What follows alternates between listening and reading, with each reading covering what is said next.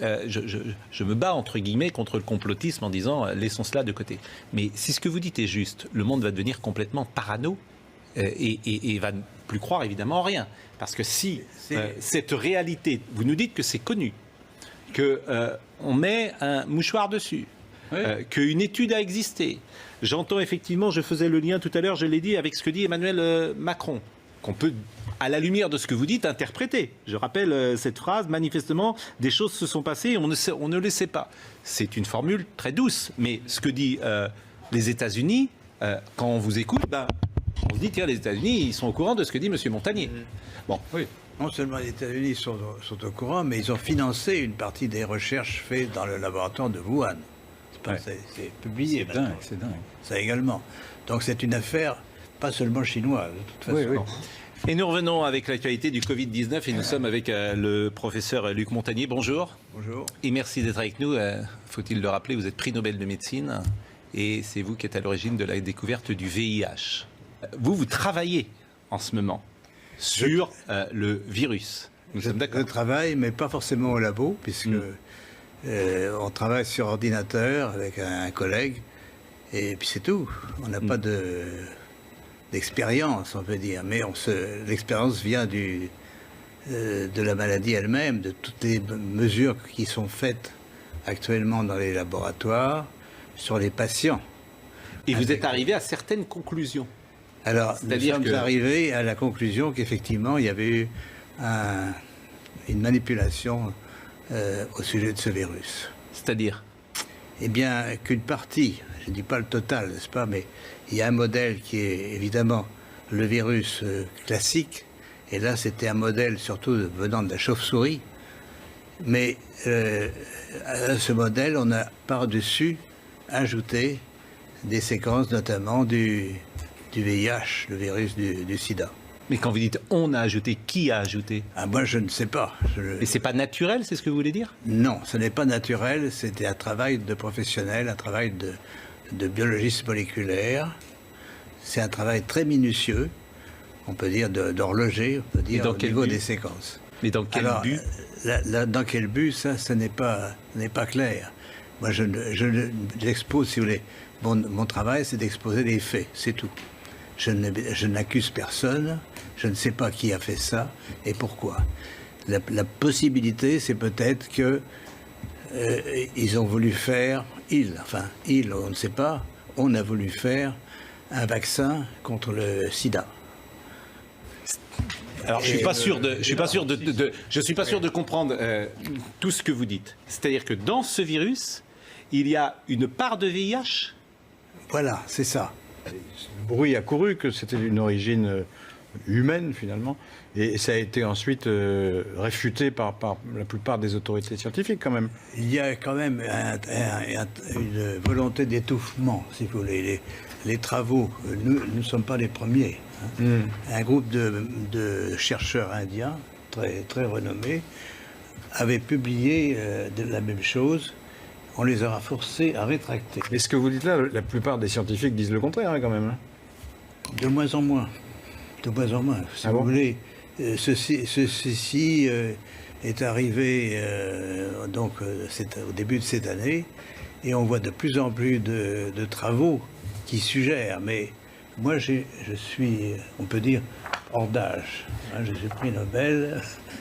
Et je peux travailler librement. J'ai donc aucune pression sur moi qui peut agir. Enfin, ce que vous annoncez est énorme. C'est une bombe nucléaire, si je puis dire. Mais je voudrais, pour bien être sûr d'avoir compris, cette trace de VIH ne peut pas résulter d'un croisement naturel, ou d'un croisement, en tout cas, entre espèces animales et humaines. Ça ne peut être que la main de quelqu'un d'autre, la main d'un homme. Absolument. Pour que les choses soient claires, si je dis du VIH dans le Covid, est-ce que c'est exact ce que je dis là ? C'est exact, mais ça ne veut pas dire qu'il y a assez de VIH pour faire une grande protéine de VIH.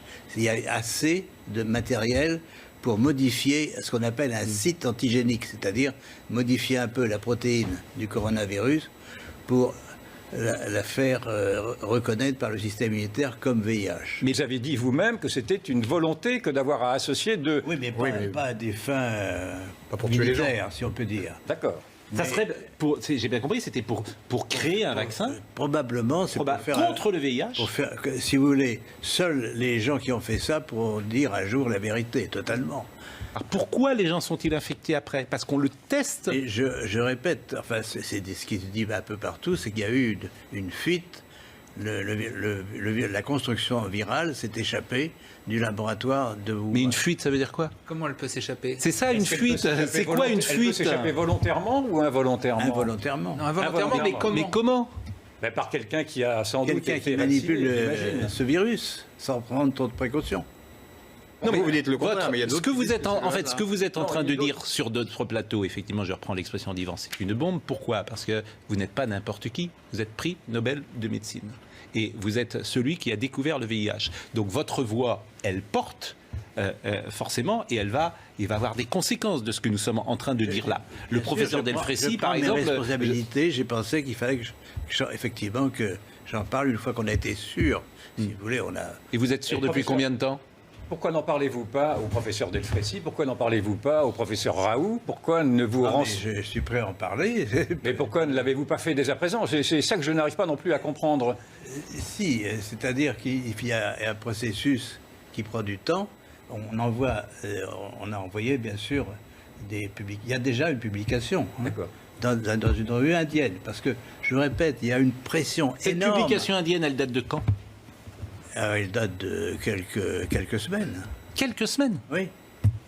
Et vous dites qu'il y a une pression énorme? Il y a une pression énorme pour que tout ce qui est sur vient l'origine d'où, cette du virus, c'est le blackout, n'est-ce pas? Pourquoi dire que c'est la Chine qui impose ce blackout? C'est la Chine, c'est le gouvernement chinois actuellement qui veut maintenant poser sa signature, si vous voulez, sur tout ce qui est produit en Chine sur l'origine du virus. Mais il ne peut pas contrôler le monde entier, bien sûr. Donc nous sommes en dehors de la Chine.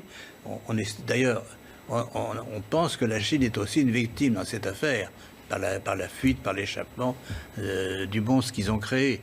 Donc... si vous voulez, mon rôle n'est pas d'évaluer les responsabilités. La Chine a identifié ce qu'elle a créé. La Chine sait en fait ce qu'elle a créé. La Chine, sa version officielle, le virus vient du marché aux poissons de Wuhan. Ce qui ne serait pas vrai, donc. Voilà. Donc ce qui ne serait pas vrai. Ben non, c'est pas... Il peut y avoir une pression de l'OMS, par exemple? Il peut y avoir une pression de tous les organismes mondiaux ou nationaux qui ont un intérêt à cacher la vérité. Quel intérêt ils auraient à cacher les choses? Parce que les Chinois, on peut le comprendre, mais les autres? Je ne sais pas. Quand vous dites qu'il y a une sorte d'omerta, est-ce que l'omerta des pays, finalement, c'est parce que tout le monde fait la même chose? C'est-à-dire que tout le monde ferait dans son coin, parfois, sans le dire, des fabrications de vaccins de cette manière-là, où on prendrait un virus et puis on injecterait une autre séquence de virus et que finalement... Tous les laboratoires du monde font la même chose et c'est pour ça que les gens ne disent rien aujourd'hui. Est-ce que c'est possible, ça? Je ne sais pas si tous les laboratoires font ça, mais enfin, tout est possible. En biologie moléculaire actuellement, on peut faire toute construction nouvelle de virus que l'on veut. Non, mais a priori, ce genre de pratique est parfaitement interdite. On peut pas. À l'Institut Pasteur, par exemple, on ne peut pas faire ce qu'on veut. Absolument, absolument. Il y a des règles très précises. Mais est-ce que tout le monde suit ces règles dans le monde entier? C'est peu probable. Alors, non, si on veut se rassurer quand même, puisque vous avez continué de travailler sur ce virus aujourd'hui, il a perdu, dites-vous, toute sa virulence et vous imaginez qu'il ne sera plus précisément dangereux ces prochaines semaines. Effectivement, ce qui est intéressant, la nature n'accepte pas n'importe quoi. C'est-à-dire, on peut faire n'importe quoi à la nature. Mais si vous faites une construction artificielle, elle a peu de chances de survivre. C'est-à-dire que la nature aime les choses harmonieuses et ce qui n'est étranger, par exemple, un autre virus venant d'un autre virus, n'est pas bien toléré. Donc ce qui se passe au fur et à mesure qu'il y a l'épidémie qui se développe, notamment aux États-Unis où c'est le plus grand nombre de cas, il y a une évolution par des mutations, n'est-ce pas? Les séquences vont muter. Muter, ça veut dire un nucléotide changé pour un autre, donc on modifie le code génétique, mais ça veut dire aussi des délétions, c'est-à-dire il y a des morceaux entiers du génome, et notamment, alors ce qui est extraordinaire, c'est que justement la région qui porte les séquences VIH mute beaucoup plus vite que les autres, donc même elle disparaît par délétion. Donc on a des patients dont on a isolé le virus et fait la séquence du virus dans la partie ouest des États-Unis, à Seattle, et cette séquence est presque démolie et ne marche plus. Donc le VIH est parti. On peut penser que si le pouvoir pathogène nouveau, si vous voulez, du corona est lié à l'introduction de ces séquences, que ça va disparaître.